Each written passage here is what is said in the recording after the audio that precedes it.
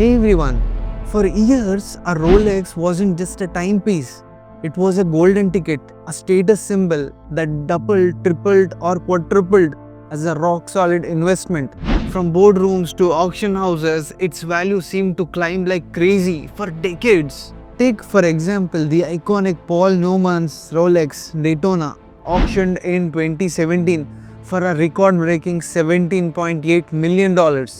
Originally purchased in 1968 for around $300, its value soared over 59,000 times in just 49 years.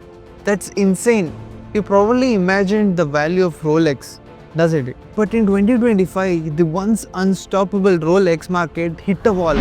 No crash, no chaos, just as a slow poison, unsettling dip that left collectors, investors, enthusiasts in shock. How did the untouchable king of super luxury watches lose its shine? What shifted in the game to rewrite these rules? Was it a market manipulation? Why is China suddenly involved in this case? And what can we learn from this rise and decline of this giant titan? Stay till the end to uncover this whole mystery. To understand this chaos of 2025, you have to see the absolute madness that came before it. Rolex wasn't just a brand, it was a religion. Owning one meant you screamed, "I made it," to the whole world. Then after the pandemic, things went nuclear. Interest rates were zero. People had ton of cash and Rolex watches was literally became the better investment than stocks or cryptos. Are you kidding me? A watch being a better bet than stock market? This was never about telling a time. It was about watching your money grow on your wrist. The hype got so intense that the official stores become like fortress. Their phone always busy and their display cases always empty. And the wait list to get one Rolex were rumored to be around 1 year. Imagine to buy a watch you are waiting for a year. Crazy, right? Getting the call to finally buy your watch was like winning a trophy of success. This insanity lit a fire under resale market. Watches like Daytona or Submariner were selling for double, even triple their price. You were buying a status symbol that came with instant profit.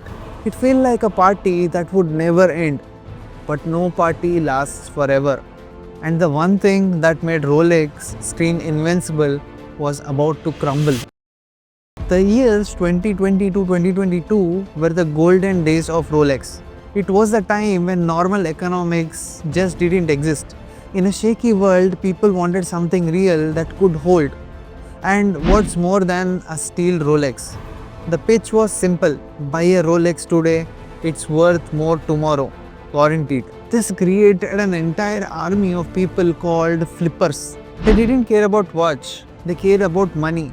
They treated these things like stocks: buy it, hold it and sell for profits. People on YouTube and Instagram were making down payment for a house by flipping one single watch. The watch, the Pepsi, became a legend. Its price went to the moon. The steel Daytona was basically a ghost. You couldn't get unless you were a massive celebrity. And the Rolex cigarette weapon, they are completely silent. They never talk. So everyone's imagination went wild, picturing master watchmakers building everything by hand, which made these insane prices feel justified. And their marketing? Genius. They didn't just sell watch, they sell you a legacy. They sold you a feeling of success. For a normal person like you and me, trying to buy one was an insult.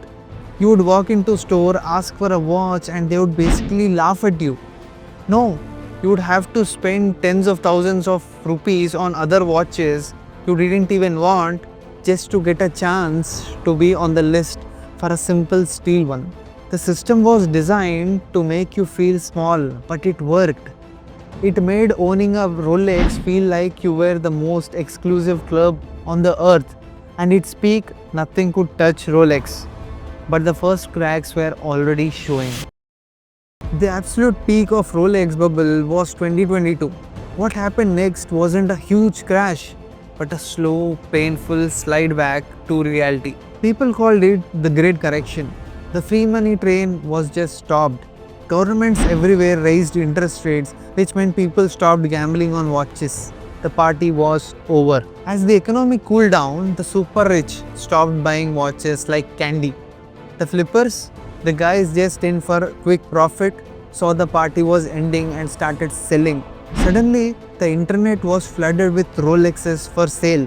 This wasn't panic, it was people being smart again. Throughout 2023 to 2024, prices for even a craziest Rolex model started to slide. A Daytona that was selling for an insane $50,000 in 2022 was now going for around $37,000.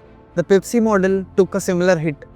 Now, just to be clear, prices were not crashing below retail, they were just backing away from the ridiculous highs. They still sold for way more than the sticker price, but for real watch lover, this was amazing news. They instantly had priced them all out, but for everyone who bought at the absolute high, they were terrified. And the myth, the promise that Rolex only goes up, was being broken for the first time in our lives. The market was fixing itself, but a bombshell was about to drop that would hit the brakes on everything. In early 2025, the slow correction got a massive shot of adrenaline. A huge batch of documents supposedly leaked from a Rolex supplier in China went viral. It spread like a wildfire and it exposed one secret Rolex guarded for 100 years. How much it actually costs to make their watches. Let me tell you my friends, the numbers were unbelievable. According to the leak, a steel submariner which sells for over $10,000 costs Rolex between $1,200 to $1,500 to make. Let that sink in. $1,000. Everyone knows luxury has a markup, but 90% profit margin? It feels like totally betrayal. The leak also seemed to prove famous Rolex scarcity wasn't real. It was a planned strategy to keep supply low and prices artificially high. The explosion was immediate, especially in China, one of the biggest Rolex markets. People there felt completely scammed. Hashtags accusing Rolex of ripping people off got millions of views. The story wasn't about the legacy brand anymore. It was about a giant corporation fooling everyone. This leak poured gasoline on fire. It destroyed the myth. The image of Swiss maker was replaced by a cold, calculating profit machine. Trust was scattered. How could it not be? It made everyone ask, what is this thing really worth? If this is only cost of $1,000 to make, why would anyone pay $15,000 premium for it? The leak blew a hole in an entire logic. It was never about the parts. It was about the faith, and just like that, faith was gone. This was absolutely wild, right? So, I want to know, what do you think? Was this leak a necessary dose of reality, or was it an unfair attack on a smart company? Let me know your thoughts in the comment section below. So, with the market tanking and a PR nightmare exploding, what did Rolex do? Did they hide? Apologize? No. They did the most arrogant thing possible. In early 2025, they announced they were raising prices. I'm not kidding. Steel watches went up a little, but the solid gold models went up by 11%. Everyone was stunned. The world is calling you out for insane profits and your response is to raise prices more? It felt completely tone deaf, like Rolex was living on another planet. But then the news got even crazier. Rolex was building 3 gigantic new factories to seriously ramp up the production. This was supposed to be a power move, but it completely backfired. How? It killed the scarcity myth for good. Suddenly, every investor had to ask a terrifying question. Why would I pay for a fortune for a watch today if the Rolex is about to flood the market with them in a few years? For the first time in history, those legendary wait lists were actually getting shorter and shorter. This created a perfect storm. The story became toxic. Rolex makes watches for way less than you think.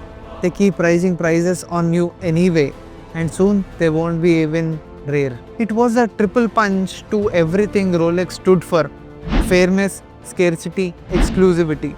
The old Rolex playbook was officially failing. The crown was still on, but it was wobbling hard. So, did Rolex really fall? Is it over? It's not that simple. A total collapse? No. Rolex is still the biggest luxury watch brand on the planet, and it's not even close. They are still making over 1 million watches every year, and you still can't just walk into store and buy a steel Daytona. Seriously, don't try.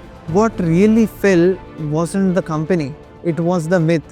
The myth that a Rolex is a risk-free, can't lose investment is completely destroyed. The correction and the leak reminded everyone that nothing goes up forever.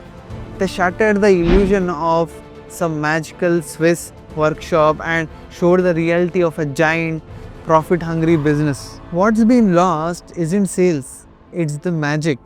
The blind faith people had is gone, replaced by doubt. People now see Rolex for what it is, a brilliantly run company that makes amazing but not magical products. The brand's new challenge is dealing with customers who are smarter and demand answers. The real question isn't if Rolex will survive. Of course they will. It's whether they can rebuild that lost trust or if this new, more vulnerable version of Rolex is here to stay. So, what do you think about this, guys? Let me know your thoughts and ideas about this in the comment section below. If you like this video, don't forget to hit like and subscribe for more business dramas and marketing sagas. Until then.